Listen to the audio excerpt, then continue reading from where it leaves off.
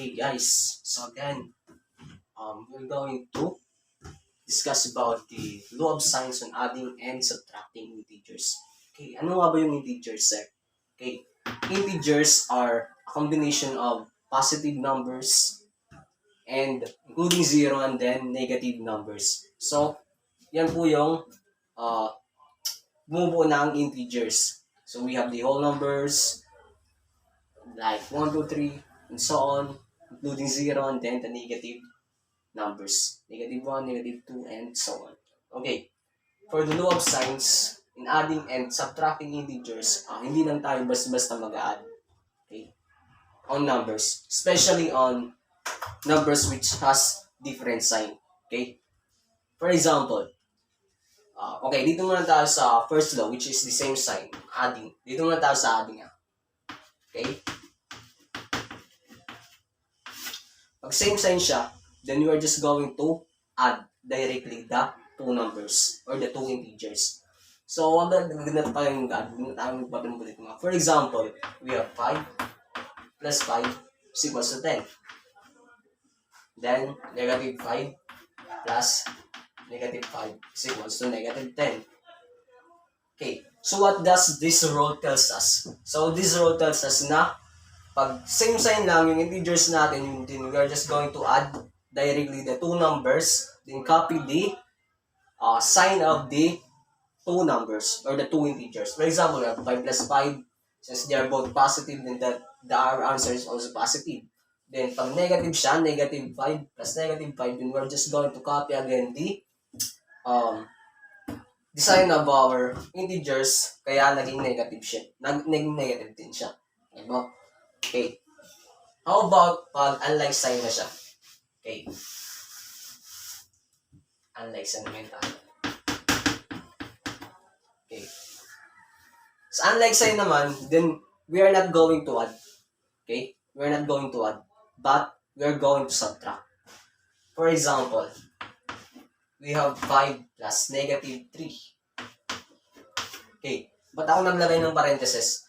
This is to remind us na hindi pwedeng magdoble yung operation natin. Kasi pag di natin nilagyan din, malilito tayo kung ano yung operation na ginamit natin dito.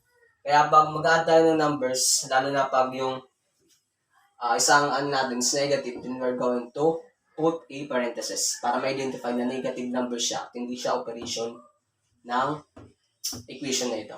Okay. So, we're going to add this one, 5 plus negative 3, sabi ko nga kanina, we are just going to subtract, hindi tayo mag-add. So, we will subtract 5 minus 3, then that is equal to 2. Then, the rule of unlike sign, adding integers, we're going to copy the sign of the greater number. So, ano po yung mas greater dito? 5 or negative 3? Mas greater pa yung 5, di ba? Then, yung 5 po natin is positive. That's why our answer is also positive.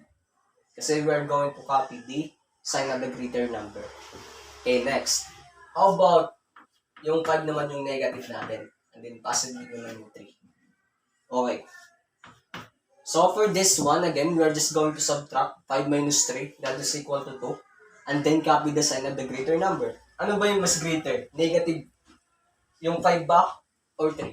5, diba? But since our 5 is negative, then our answer will also be negative. Kasi we're going to copy the sign of the greater number, which is 5. Okay? So, our answer is negative. Our answer is negative 2. So, that's all. Okay.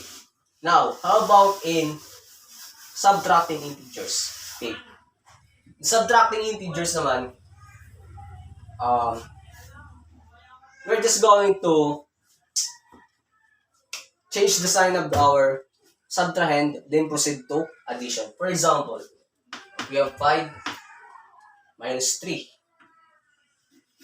Okay. Of course, that is equal to 2, diba? Pero, how about pag 5 minus negative 3? Okay. So, our rule in subtracting integers, we are going to change the sign of our subtrahend. Our subtrahend po is yung nasa left side. Dito. So, if we are going to apply the rule on subtracting integers, then magiging, we're going to change the sign of our subtrahend, magiging negative 3 siya, then change the operation to addition. So mag-a-add na tayo. So again, pag nag-add tayo, then that is equal to positive 2, di ba? Kasi we're going to subtract 5 minus 3. Then copy the sign of our greater number. Kaya 2 siya.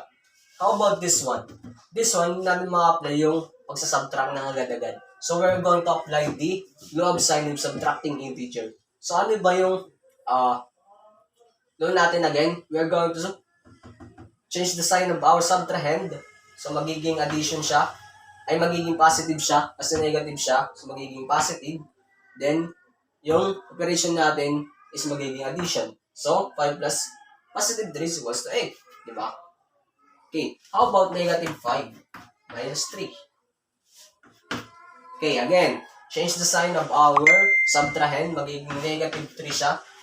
Since positive siya kanina, then magiging addition yung ating operation.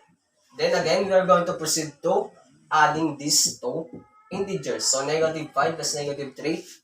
So, again, the role of same sign in adding integers, we're just going to add this one, then copy the sign of the both integers. So, we have negative 8. How about pag dalawa siyang negative?